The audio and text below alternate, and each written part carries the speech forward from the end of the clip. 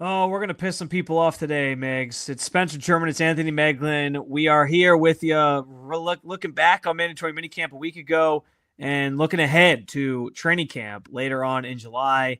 As we inch closer and closer to football, it will be here before we know it. But we're in the dog days of summer. And so we like to have some fun this time of year, come up with some different topics and talk about different things. We appreciate you hanging out with us as always. Head on over to si.com/NFL/Browns. Check out any of our written content over there, as always. But also subscribe to the channel if you haven't done so already. We just eclipsed the 1,000 subscriber mark, which we're very excited about.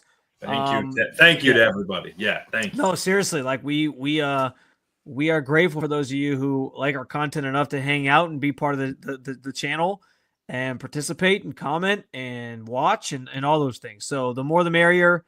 Just tell your friends, have your friends that you're telling tell their friends, and spread the word about Cleveland Browns on SI, our YouTube channel. But Megs, we are excited today because on the heels of mandatory minicamp wrapping up last week, the Browns may still be treating this as like an open competition.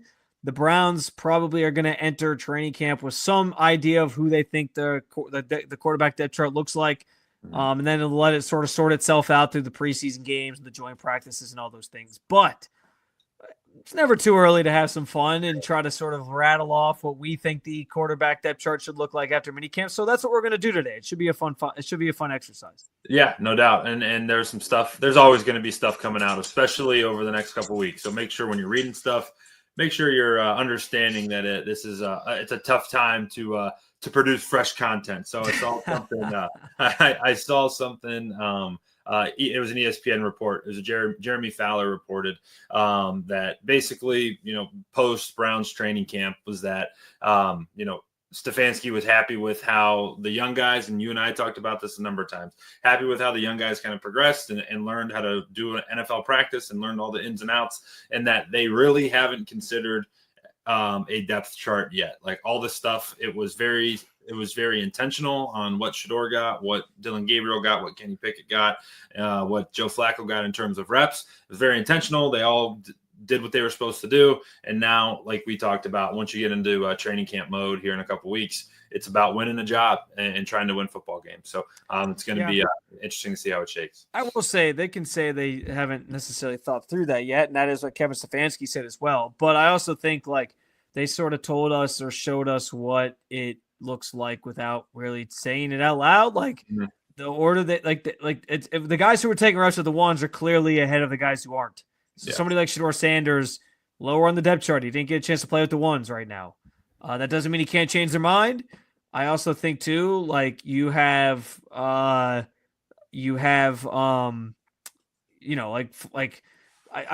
other thing. I think that this right now, my view of this whole competition is like it's two guys that are veterans competing for the starting job, and it's two guys who are rookies competing to be the primary backup, and that's what it kind of feels like right now. So it's sort of two competitions baked into one. But we will see what that all looks like here moving forward. But I want to be clear as we get into this exercise. This is just our opinions on what the quarterback depth chart's going to look like, or should look like, I guess, when training camp rolls around. This is not the Browns' actual depth chart. So I want to make that very clear because I don't want people watching this and being like, oh, these idiots, like, what are they talking about? They don't know anything about the Browns. Like, we're telling you on the front end here. This is not us trying to be like, oh, this is what the Browns are going to do. No, this is our opinions on what we think the depth chart should be going into training camp. I can tell you right now, it's probably going to be a lot different than what the Browns actually are going to make the depth chart look like when training camp begins, because I have a pretty good sense of what I think that depth chart already is right now going into training camp. And I know it's a lot different than the one that I think they should have. So I will let you start us off, Migs. Yeah. I think it's more fun to go 1 to 4 because 4 is like you're leaving this person out. Like this is the person who's the odd man out at the end of this conversation. So I think that's the direction that we should go. I think there's less suspense with 1, if you will. So I'll kick it to you. Who is number 1 on your Browns quarterback depth chart as things stand today? As things stand today, at the start of training camp in a couple of weeks, it's going to be, in my opinion, Joe Flacco leading the charge. For a number of reasons. I think there's with the way the schedule's laid out, I've said this a couple times, like it's going to be really important for to have a veteran guy under center that gives everyone in that locker room the belief that they're trying to win football games. I think that that's going to be really important early on in the season. And I think if you roll out any of the other three, you're basically signaling that, this year is going to go to waste. So I think that they start the training camp with Joe Flacco under center. And I think the intent is to roll into the season with Flacco taking the first snaps next year. I feel like our rooms are going to be exactly the same, which is going to be very disappointing for entertainment purposes. I don't think it is. I have Flacco as my number one as well. I think the Browns really like Kenny Pickett, and so I think they view Kenny Pickett maybe as the one right now. But I just think like he didn't take a lot of reps at mandatory minicamp this past week for a reason, because you know what you're getting with Joe Flacco. He knows the offense. He was here a couple years ago. He knows the terminology. This time of year was not for him. So it just kind of is what it is.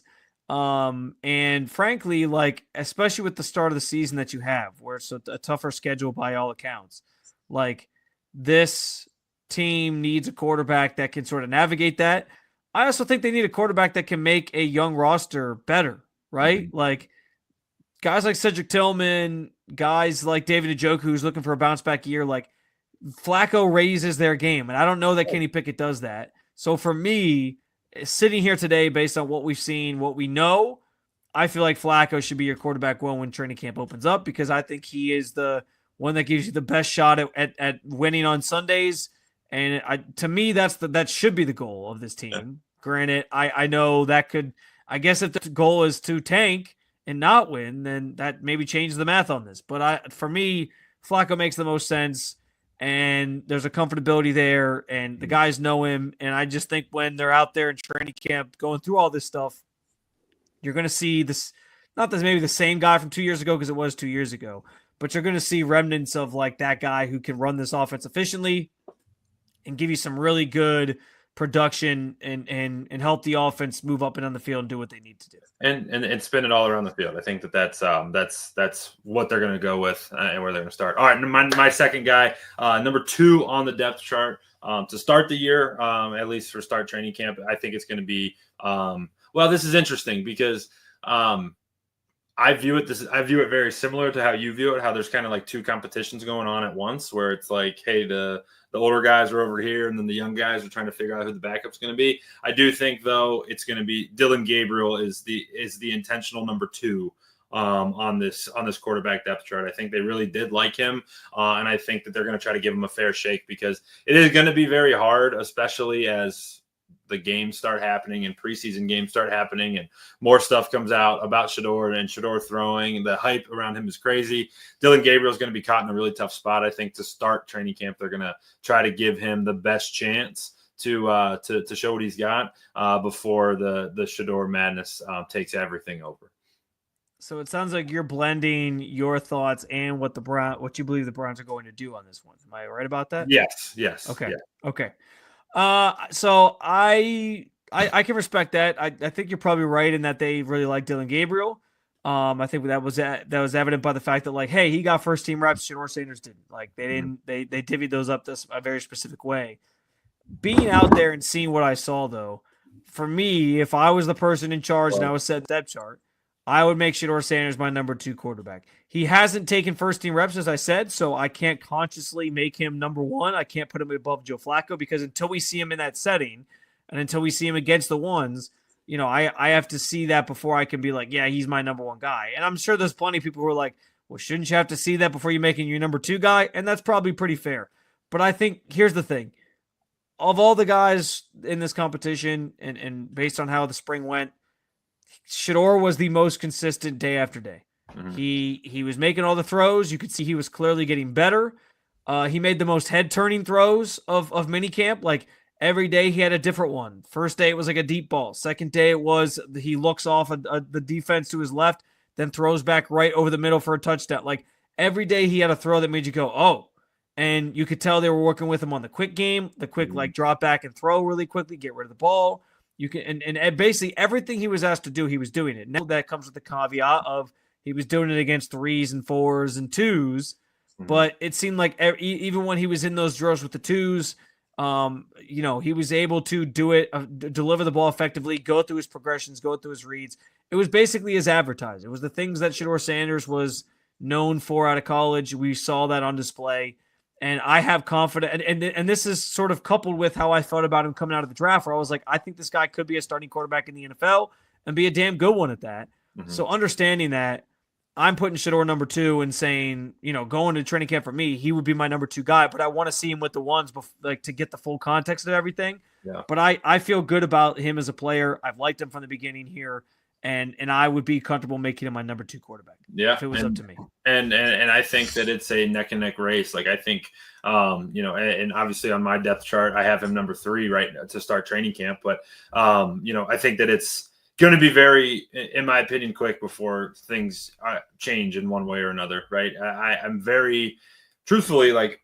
You were there. You saw everything, or as many days as you could. I was not there, so everything you see is through the lens of social and through the lens of people's cameras from on site. But I thought both did some good things, and I'm excited to see how they both just are, like what they are going to bring to the table. But I have Shedeur with it at my number 3 spot. I can guess where you're going, but we'll make it formal here for your 3 and 4. Sorry, who did you say were your 3 and 4? No, my 3 is Shedeur, which makes Kenny my 4. I'm sure we know where you're going with this, but I want to give you the chance. Yeah.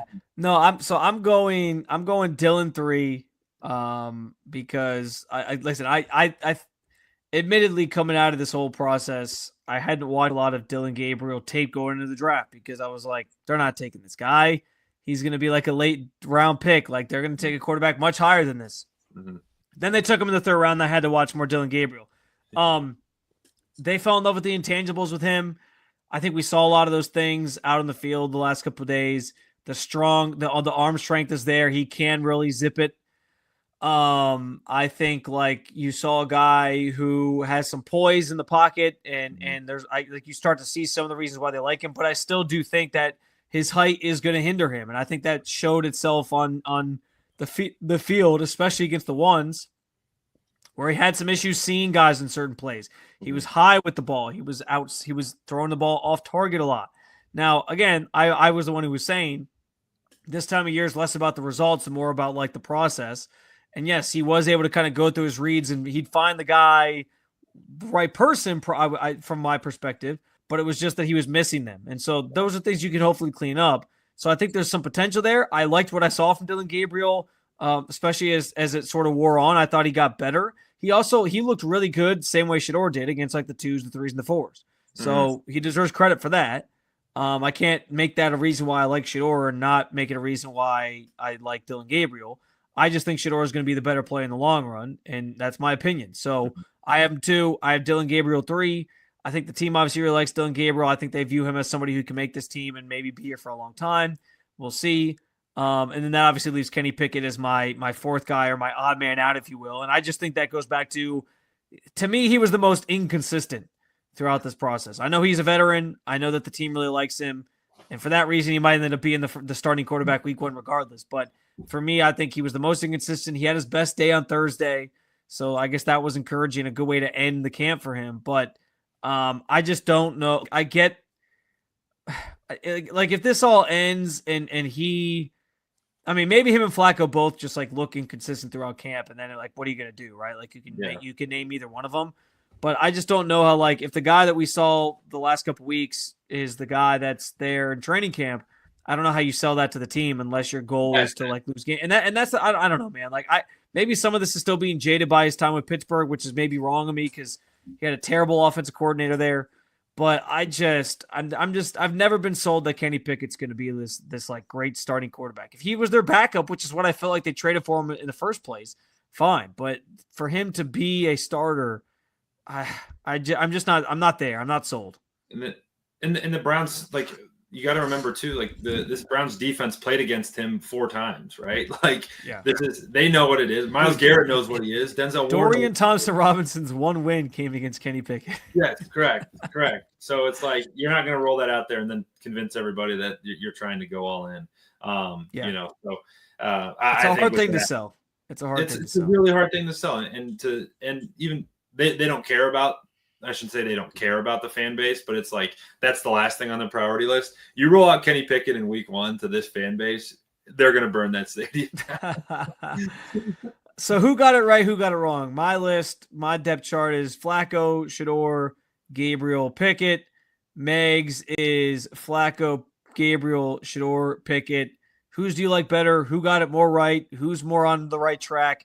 You can let us know here at the Cleveland Browns NSI YouTube channel. Jump in the comment section. You can hit us up on Twitter as well. Our handles are in the at the bottom there.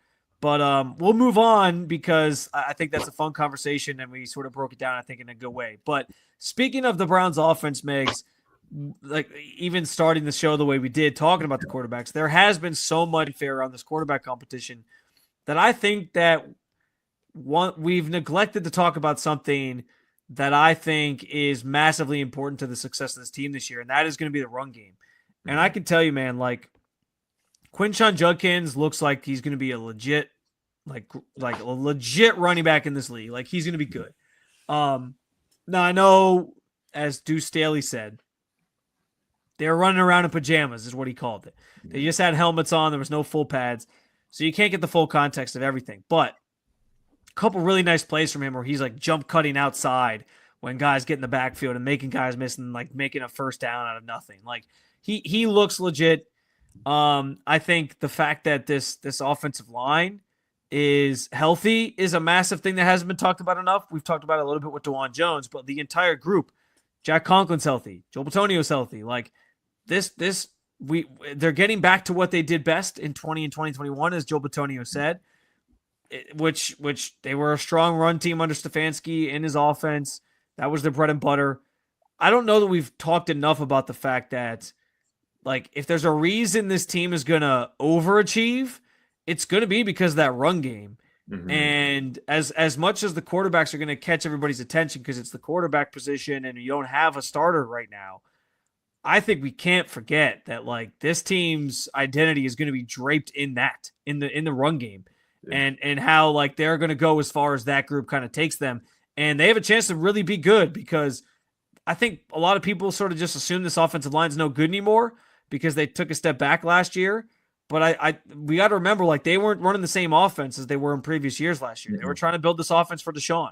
Getting back to what that offensive line does best, I think it changes some things and maybe helps them reestablish themselves as one of the better units in football. Yeah, this part of our conversation from Friday's show got cut off, and appreciate everybody who watched it. I had some technical difficulties on that front, but it did get snipped, and we talked at length about really some of Deuce Staley's comments about the running back room, and then also just what you alluded to right there. Like, this offense is going to fit this group for the first time in 2 years, right? You're going to have Joel Bitonio and Wyatt Teller doing what they do best. You're going to have Jack Conklin doing what he does best in the run game. You're going to have DeJuan Jones doing what he was really good at his rookie year. And you're going to have Ethan Posick or whoever the center ends up being doing what they do best. And it's that power run game. It's that wide zone run game where they can stretch it out and allow a running back to find his hole to make all of his linemen correct.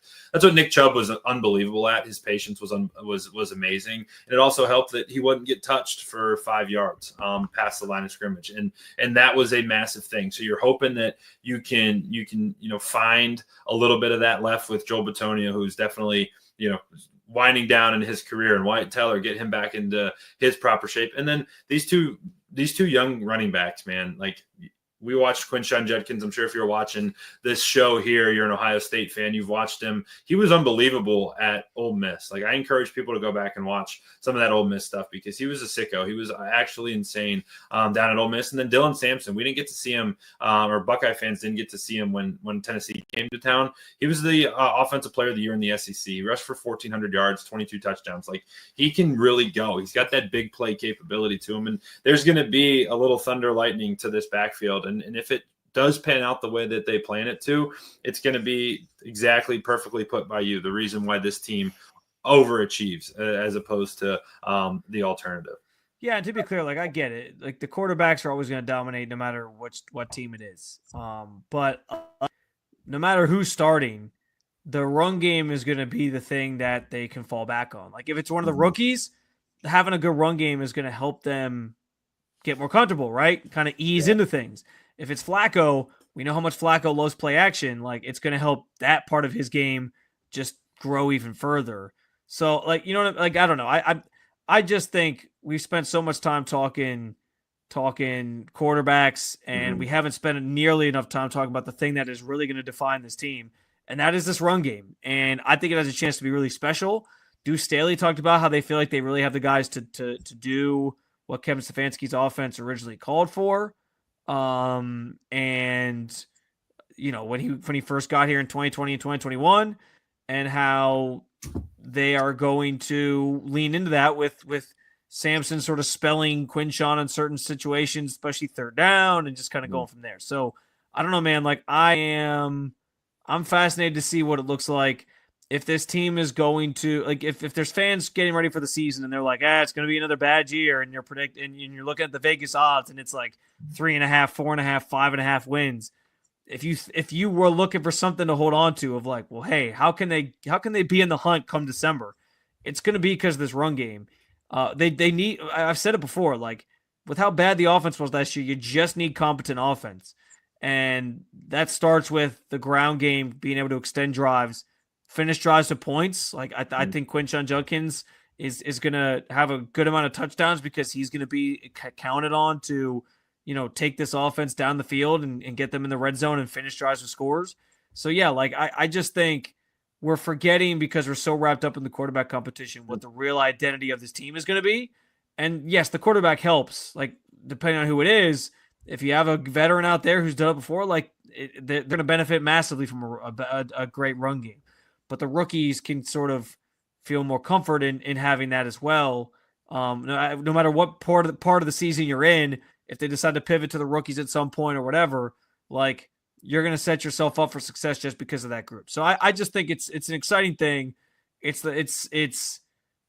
just don't think it should be neglected, because Quinshon Judkins is going to be really, really special. I think Samson has a chance to kind of complement him very well.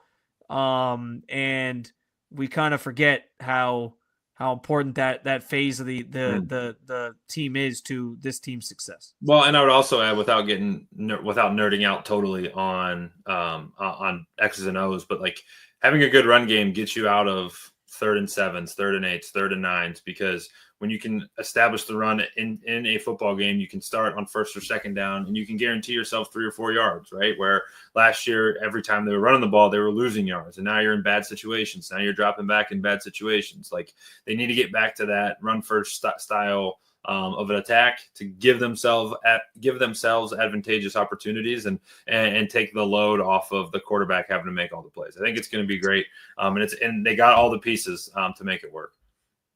Yeah, no, you're right about that, and that's a good point off of last year too, because like how many times did the Browns like not gain any yardage on 1st and 2nd down, and that's why they were stuck in these long 3rd downs, and then they were going 3 and out. Yeah, I'd have to look it up, but like they had to be one of, if not the worst team when it came to like 3rd downs, 3rd down and distance that they faced. Yeah, all like, 3rd and long, and it was bad. You could be prime Tom Brady, and 3rd and 8 is hard for sure. Yeah, so I'm just saying, keep an eye on it, and going to training camp, I hope people start paying attention more to that group, especially as the pads get on, because yeah, it's going to be such an important factor in this team's success in 2025. So we'll stay with the offense again. The theme of this show seems to be offense, and Megs and I have talked about the wide receiver room before. A lot to prove, young group in the grand scheme of things, and we were sort of riffing before the show here. Do we like? Do the Browns have the worst wide receiver room in the NFL right now? Like I'm trying to think off the top of my head, and I know we pulled up a few here of like teams that might actually have worse receiver rooms, because I mean I've called it like Jerry Jeudy and, you know, the Island of Misfit Toys. Like I've called it Jerry Jeudy and just a concoction of nothing. Like there's just not a lot there. There's not a lot of talent. There's not a lot of proven talent. And I don't mean any disrespect to guys like Cedric Tillman, who I think has showed some promise, but hasn't necessarily done it consistently enough yet. But they just don't have anything. They haven't proven anything. Like most of this room hasn't proven anything. And I don't think that the Browns are going to get like the benefit of the doubt when it comes to how their wide receiver room looks compared to other teams' wide receiver rooms. But I'm also trying to think like there's got to be some teams out there that have similarly just not good wide receiver groups. Like not everybody is the Bengals with, Jamar Chase and T. Higgins. You know what I'm saying? And I would say it's probably closer to the Browns. This conversation stemmed from an awesome tweet. I wish I could find it and give the guy credit, but it was something along the lines of he quote tweeted a tweet about, hey, what is the Browns wide receiver core going to be this year? And the tweet that was quoted was said, I think Ohio State's receiver room is better than the Browns right now. Honestly, Ohio State's wide receiver is probably better than a lot of teams. Which I think Ohio State's wide receiver group could probably place in the top, 25. I mean, Jeremiah Smith alone is. Yes. I said for years that like Marvin Harrison Jr., like the second he gets drafted, be a top 10 wide receiver. I might have been a little bit wrong about that. He had some drop issues last year, and he wasn't incredible, but he was good. Jeremiah Smith Jeremiah Smith is like the LeBron James of football.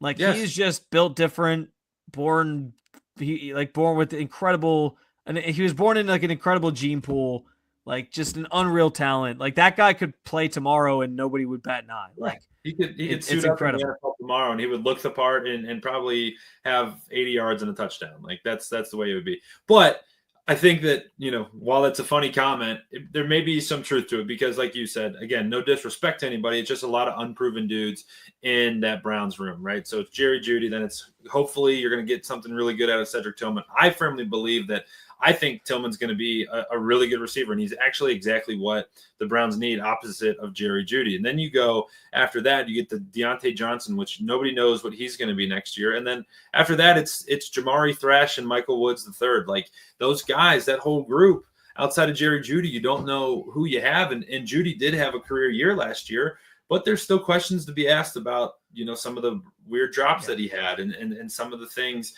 throughout the year. Yes, he was a top 5 receiver in terms of yards last year, but didn't get into the end zone all that much. And there's still some question marks there. And then if the Browns don't improve that room, like he's going to get all the attention next year. They're going to put 2-3 guys on him and let anybody else beat him. So those are things you got to factor in. Sure. Those are things you got to factor in terms of where they stack up, Germ. Like, well, I was going to say, like, real quick, Deontay is kind of the X factor here. Because if Deontay stays, if he keeps his head on straight, if he doesn't have any of these, situations where he's not entering a game or whatever, and we've talked about it, but like that's the hardest reputation to shake. Like when you're labeled a quitter that doesn't, he just doesn't enter games and things, that's hard to combat that. Like that sort of stays with you. And so that's what he's kind of going, that's what he's up against. And it's of his own doing, but he says that he's misunderstood in a way, like people don't understand what happened, but he's got to kind of combat that now. If he's able to do that, if he's able to stay healthy, if he's able to stay on the field and he doesn't get in any adverse situations that lead to him getting cut, like if he's the guy from the Steelers, I mean, let's be honest, like if you go look at his numbers with the Panthers last year, he was actually on track for like a pretty solid season. Like if he's that guy, then yeah, I think this Browns wide receiver room could actually surprise some people because Deontay's a pretty good number 2 wide receiver to have, with Jerry Jeudy, and then Cedric, if he kind of breaks out, like, yeah, it could be. But in terms of like going into the season and trying to figure out like which room's the best, which room's the worst, like there's just not a lot of experience there. And that's the big thing people want to know. Like, in this group actually, like, are the Browns just banking on a bunch of guys breaking out, and is that even realistic? So that's the big question they have to answer. And I don't know that I feel strongly that, like, do we really think Jamari Thrash is going to be a great slot receiver for this team? I don't. I mean, it's Jamari Thrash. It's also a name it's David Bell. Like, I don't know if, like, what is he still gonna be try to make his way? Like, who's gonna be? Yeah, like Michael Woods, second, who was like a late round pick for Barry. Like, I'm a big fan actually of Michael Woods. He's a tall receiver, but he's a 6th round pick. Like some of these guys that you're gonna rely upon, are just unproven. unproven. And I do think, Germ, that we did identify some. So I think that I'm curious what people have to think or have to say about it. But in the AFC North, I think it's very clear that it's the Bengals, it's the Ravens. And then you could probably, if you wanted to debate the Steelers and the Browns, you could. But I think the Steelers have more proven guys, especially with DK coming over to join their group. And then the Browns are in fourth place. But there are here. Let me let's do this real quick. So the Steelers room is DK, Robert Woods, Calvin Austin are like their starters. They also got Scotty Miller. They got Roman Wilson. Like the one thing here's the one thing with the Steelers too. They're like a wide receiver factory. So it almost just feels like they're gonna find some diamond in the rough somewhere, and he's gonna turn out to be like a solid receiver at least, right? So I think you kind of give him the benefit of the doubt there. I don't know that wide receiver room is great, but do I think it's probably better than the Browns? Maybe slightly. Yes, because I think they just have more guys that have proven something in this league than the Browns have. Even if I think Jerry Jeudy might be better than DK at this point. Maybe that's blasphemy, but I think Jerry Jeudy's probably better than DK. I mean, there's an argument to be had there. And DK last year finished the year under 1,000 yards receiving and 5 touchdowns on the year, which the touchdown part's more uncharacteristic than the yards thing. It's such a big target. He played in 15 games, so he still played a decent majority of the season. But you're looking at Jerry or DK. You could certainly debate it. You could go one way or the other, but I think the case to take Jerry Jeudy is high because, I think Jerry can get you to all spots of the field. Like he can route you up. I think DK is more of that vertical threat who can do maybe 2 or 3 things, a slant, a go, and that's mostly it. All right, here, let's real quick. So the first thing that came to mind for me was like, all right, what's the Titans wide receiver core? Because I kind of forgot who's on their team. Mm-hmm. Do you think the Browns wide receiver core is better than this? Calvin Ridley, Tyler Lockett, Van Jefferson, also Xavier Restrepo, who they drafted this year. Yeah.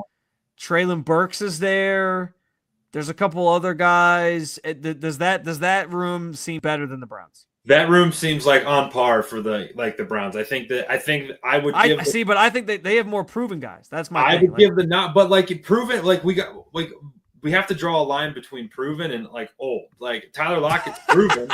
Tyler Lockett's proven, but he was good when Russell Wilson was in Seattle, and he had some. What were his stats last year? What was Tyler Lockett's stats last year? He had 49 receptions for 600 yards and 2 touchdowns. So yeah, he definitely fell off a little bit. That's last fine. 2 years he hasn't had 1,000 yards. Yeah, that's a good year. That's fine, but and yes, he is proven. But those proven years were a long time ago. The last time. Is Tyler Lockett at this point in his career better than Deontay Johnson? Going into year 11. I mean, there's an argument to be made that Deontay's better, but is Deontay going to be on the team? That's a good question. I can't sit here and say that because Deontay is not. We don't know. At least we know that Lockett was good and could be good, but he's going to be older. I can't sit there and say that. So the answer is no. Right. How about the Saints? Let's go to the Saints. Chris Olave, Brandon Cooks, who's like Tyler Lockett, very old, and Rashid Shaheed is their wide receiver. That one's close. That one's really close, man. Because I think I like. Shaheed can go. He's got that vertical threat. Shaheed's really good. Yeah, I like Shaheed. But Chris Olave, I think, is very good. Former Browns legend Donovan Peoples-Jones also on DPJ. Big fan of DPJ.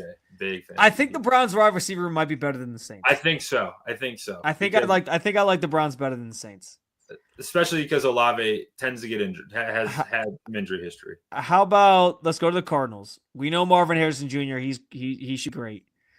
Zay Jones, Michael Wilson, who I don't even really remember anything about Michael Wilson and the numbers he put up, and that's about it.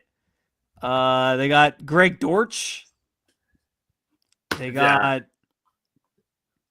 I don't even know any of these guys. Xavier Weaver. This one's a tough one because I don't think they got a good room. I don't think it's great either. But, I don't think. Zay Jones is more proven than Cedric. And Michael Wilson, year 2 in the league.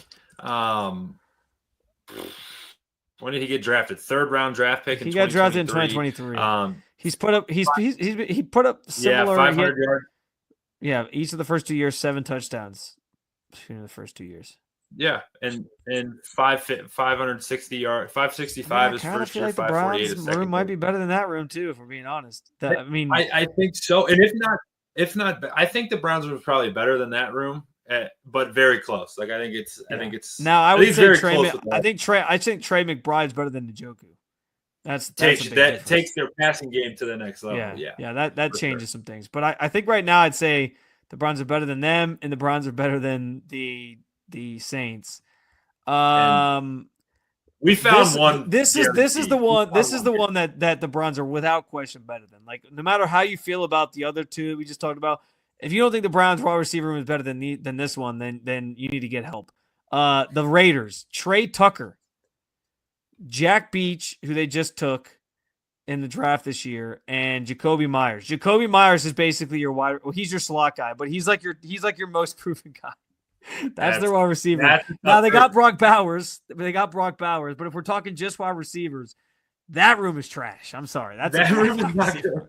That room is not good. That is not a good room. And Geno Smith just signed there for 3 years. Like, man alive. Like, wants to get back with Pete Carroll. He had to get with his guy. Jeez, oh man, that's a tough room. I think that's a bad room. Very confidently say the Browns have a better group than that one. We got one more here. The Chargers. Williams, washed up Mike Williams at this point because he's not the same player. Quentin Johnson and Lad McConkey. Dude, oh man, this is enough because Lad's the leader in that room, and then Quentin Johnston is, I would say, proven to the. And they have a couple rookies like Trey Harris they took in the second round, Keandre Smith or Lambert Smith they took. So they got a couple rookies in this room too, but like Jalen Reagor is there. I forgot about him. I forgot about him too. But there's not a lot of. Lad's good. Lad's good, but is he Jerry Jeudy good right now? And what do you think? What's the first thing you think of when you hear Quentin Johnson? It's the first thing is drops. Like that's what everyone knows him as. And Mike Williams, like you said, was really, really good his first go in LA. I thought he was awesome. He was a really good weapon for Justin Herbert. And then I think that, as many receivers do, I think he kind of fell off a little bit of a cliff. And it didn't help that he didn't have a great attack last year in Pittsburgh. So hopefully he can revive his career. But I think the Browns are up there with the Chargers in that room. Like I don't think that room's going to scare you when it comes out of the locker room. I think we found at least 4 teams that the Browns have a better wide receiver room than. So whoever tweeted that, yeah, kick rocks, dude. Well, they might still not be as good as Ohio State. The Ohio State ranks 24th. But we found some NFL teams that are at least they're better than. All right, speaking of the wide receiver room, that brings us to our final thing, which is leading up to training camp. Just what is the thing that needs answer from this Browns team? I think you and I have a similar sort of thought on this, especially on the heels of what we just talked about. But there's a couple of directions you can go with this. I'll let you go first, Migs. Yeah. Again, this got left out of our conversation on Friday. But while we did just have a cool, fun little debate there, we were debating basically the worst wide receiver rooms in the NFL. That's not where you want to be. And I think that the Browns could make an addition to that room. What that addition could be a number of different things. And it could be a number of different guys at different levels too. I don't think that they're going to, back the Brinks truck up or make a massive trade for somebody, but I do think there are some pieces out there that you could look to add to the team to give maybe a second chance to somebody, or to just to try to add some veteran help into that room because it's going to need it. That group is not very good, and I think you can make an addition there prior to training camp. John Mechie, I'm telling you, it's going to happen. Well, yeah, okay, listen. Nobody knows John Mechie. He didn't make the show. Talk about him. Oh wait, no, we did that. We did the previous episode, didn't we? It didn't make the show. It got cut. I thought we did that. No, I thought we did that like the episode before the one that. We may have. We did. I think we did. I think we did. You can go back and find that at the channel, by the way, because I'm pretty sure it's there. No, listen, I think that's a good one. Just in terms of like the wide receiver room certainly needs help. I think there's going to be a move made at some point, whether it's before training camp or during training camp remains to be seen. We know last year they were linked to Brandon Ayuk during training camp, so that could be what ends up happening again. I think for me, that's the biggest one for sure. But I do think there's another sort of like they have to have an eye. To me, I think they have to sort of know where their heads are at with this quarterback depth chart going into training camp. Like they just have to get a sense of where we're at, because once you get there, you're starting to get ready for a season. Like like the math kind of changes here, and maybe the bigger thing is like, what's your goal? What's your goal for 2025? Because if your goal is to actually try to be competitive, even though you're rebuilding, then that's going to dictate like where your head might be at for this, like who your starting quarterback is. If your goal is, we don't really care about winning, which they're never going to say that. Maybe you start the rookies, or maybe you start Pickett, like whatever. So that's where it kind of starts. But they got to get some sense of where their heads are at with that. And I know they're not thinking about that right now, but that's going to, I think, set the tone for training camp in general. Is like, hey, who's out here first? And then we'll kind of go from there. But I also do think like we need to see Shedeur Sanders take first team reps. I think he earned them from training, from minicamp. And I think we can't get the full picture of him. We can't get the full picture of this room until he takes them. But I don't know, like maybe this is all part of the plan of like, we're going to slow play it and not give him those reps because we don't want people like freaking out and saying anything and rushing this process, if you will. So I don't know, but yeah. No, it's the right thing. Once they can figure out that direction in the quarterback room, it's going to answer a lot of questions. Dominoes are going to start falling the rest of the way. So having that ready for the time camp starts is priority number one for sure. That's going to do it for us on this episode, the post mandatory minicamp week. We appreciate you guys stopping by to hang out and talk about this Cleveland Browns team. Training camp just around the corner. It'll be here before you know it. Several weeks away now, end of July, it'll be here. We're certainly looking forward to it. We will listen. Our plan is to keep on rolling through this for the rest of summer. So we have an episode for you this week. I'm traveling a little bit. Then Megs is traveling a little bit. So this will probably be the only episode for this week. But in weeks ahead, we hope to do maybe episodes. It's going to be fun topics like this. It's going to be some off the past stuff. It's not just going to, be us just like riffing about like depth charts and, we'll do some of that, but I just mean like, it's not going to be us like, let's break down the defensive line today. Like we're not going to do that every single episode, but there'll be some of that too, to get us ready and count us down. Regardless, we hope that you want to be part of this conversation and continue to be part of this conversation. We see the interactions. We see you guys jumping in and subscribing to the channel. So I encourage you to do that. I encourage you to head on over to si.com/info/Browns to find any of our written content from the website side of things that are associated with this channel. And, we continue to produce what I think is some of the best Browns coverage out there between us and the full writing staff. So please, please, please subscribe, like, follow, whatever you need to do, and be part of the conversation as much as you can. So thank you so much for stopping by. Let us know what you think about our quarterback depth charts that we had at the top of the show.